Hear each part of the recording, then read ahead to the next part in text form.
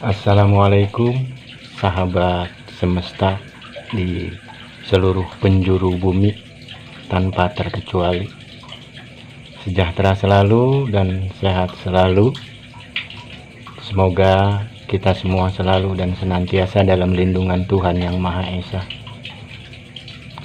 Sudah selayaknya dan sepatutnya, mari sama-sama kita panjatkan puja serta puji syukur kita kepada Tuhan Yang Maha Esa, Sang Pemilik kehidupan ini, atas segala nikmat, rahmat, berkah, dan anugerahnya, atas cucuran kasih yang tak pernah pilih kasih, atas limpahan sayang yang tak pernah terbilang, tak terbatas, dan tak terhingga.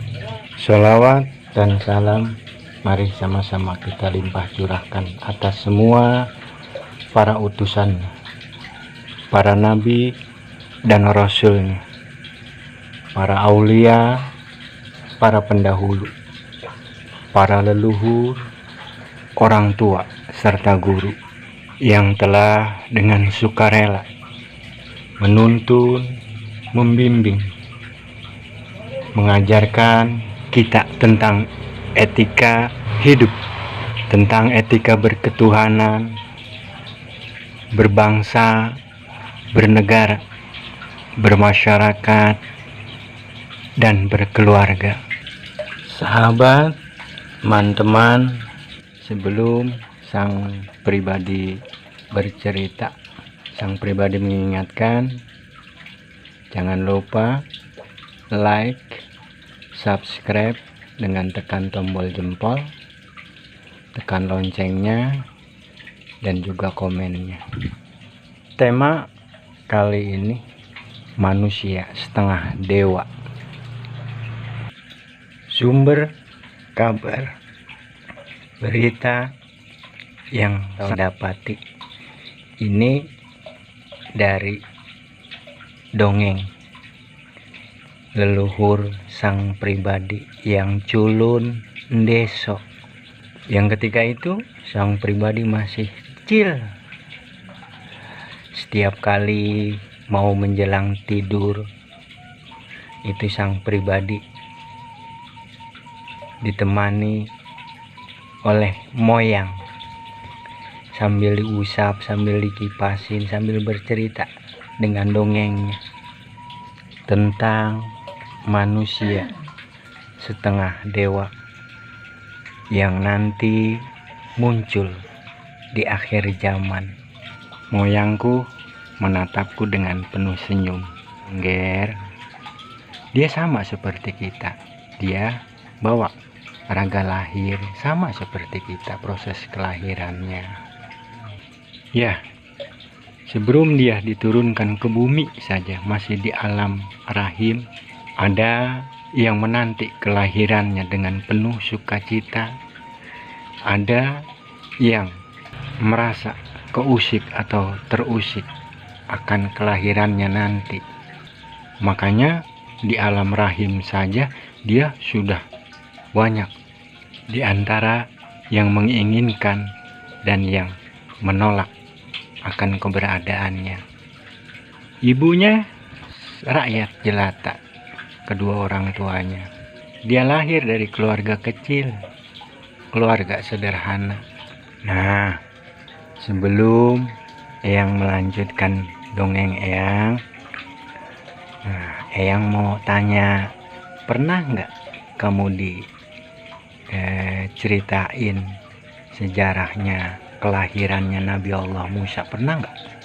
Seperti itulah tanda-tanda kelahirannya sang manusia setengah dewa nanti, atau yang disebut banyak orang itu sang satria piningit, budak angon.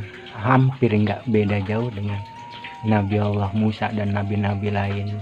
Sang manusia setengah dewa nanti itu, dia pun lahirnya sama di tengah-tengah peradaban dunia yang carut marut. Dalam rahim dia ada yang menerimanya dengan sukacita akan kelahirannya, ada yang menolak, bahkan menurut mereka yang tidak suka itu akan mengancam dirinya. Menjelang mau melahirkan, bapaknya jatuh sakit, ibunya berjuang sendiri untuk melahirkan dia. Di antara kepasrahan, telah lahir turun ke bumi, ibunya harus menanggung sakit selama kurang lebih 7 bulan. Ibunya tak berdaya, tak berupaya tanpa daksa. Jangankan lagi harus menyusui, menggendongnya, bahkan ngangkat tangannya pun ibunya nggak bisa. Kedua orang tuanya bingung, nggak ada yang ngurus. Dalam situasi yang membingungkan, pada suatu malam ibunya bermimpi lagi mengadepin bayinya sambil nangis karena bayinya sudah nggak ada bernyawa dalam mimpi ibunya. Lalu datanglah dua sosok, Nini dan Aki, datang menghampiri lalu menanyakan, "Ngapan do nangis baik?" Ibunya menjawab pertanyaan Nini yang menghampirinya, "Kalau itu dikasih tapi diambil lagi. Jikanya memang nggak dikasih, udah. Kalau nggak dihidupin, kalau kasih tapi diambil lagi." Begitu jawab ibunya. Lalu si Nini ngusap-ngusap, bahkan memeluk ibunya. "Ya wes ndo, tak kasih hidup anakmu, cuma aku titip ya, rawat dia dengan sebaik-baiknya ya." Nah, jawab Nini itu. Adapun si Aki, dia melihat dari kejauhan. Esok paginya ibunya menceritakan hal mimpinya kepada bapaknya. Nah, keduanya bermusyawarah sampai pada akhirnya Nini dan Akinya menerima dengan kedua tangan kasih dan sayangnya. Selama kurang lebih 2 tahun dia di bawah asuhan Nini dan Aki amongnya, dan proses pemulihan kesembuhan ibunya. Upaya orang tua kayak apa dan seperti apa berjuang sebagai ibu dan juga sebagai ayah, yang amat sangat memprihatinkan. Dia tidak pernah meminum air susu ibunya. Karena kenapa? Ibunya sendiri tidak mengeluarkan air susu, seakan-akan itu mampet kedua tete ibunya. Makanya dengan amat sangat terpaksa dia disusui. Setelah 2 tahun lebih dan ibunya pun sudah kembali pulih, akhirnya dia dikembalikan ke kedua orang tuanya oleh Nini dan Aki amongnya, sehingga dia diasuh, dirawat hingga besar di bawah asuhan, arahan, didikan, gemblengan kedua orang tuanya. Dia dibekali ilmu agama, juga ilmu pengetahuan. Ayahnya menggembleng dengan tangkas dan lugas agar menjadi seorang laki-laki yang tangguh, tak pernah menyerah, tak pernah putus asa. Ibunya menggembleng dengan kelembutan, dengan cinta kasih, dengan kasih dan sayang. Sejak kecil ia sudah diperlihatkan dengan berbagai bentuk ujian dan cobaan bersama kedua orang tuanya. Hinaan, cacian, fitnahan, bahkan terasing dan diasingkan. Dia harus melewati fase demi fase ujian dan cobaan hidup. Sampai dia di usia remajanya pun dia sudah diperlihatkan, diperkenalkan yang namanya rupa sihir, yang namanya rupa santet, yang tidak cuma menyaksikan atau melihat, tapi dia juga merasakan. Amat sangat pedihnya santet atau teluh atau sihir itu. Bahkan dia harus mengalami lumpuh total di usia remajanya.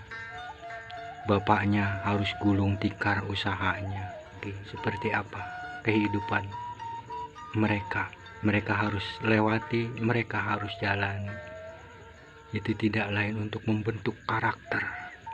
Seperti itulah kelaknya nanti dia diharap yang tidak cuma untuk golongan, tapi untuk semesta. Ya, sampai di sini dulu. Setidaknya bisa mengambil hikmah hingga jadi pelajaran bahwasannya itulah hidup, inilah hidup.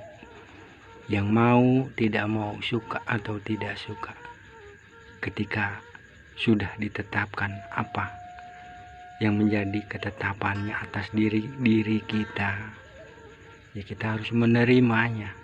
Begitulah dongeng sebelum tidurnya sang pribadi ketika itu. Terima kasih sang pribadi ucapkan buat rekan, buat sahabat yang sudah nge-like, yang sudah nge-subscribe channelnya sang pribadi. Apabila dari penyusunan kata atau kalimat mohon dimaaf, mohon dimaklum kurang dan lebihnya. Demikian sang pribadi ucapkan. Terima kasih. Wassalam.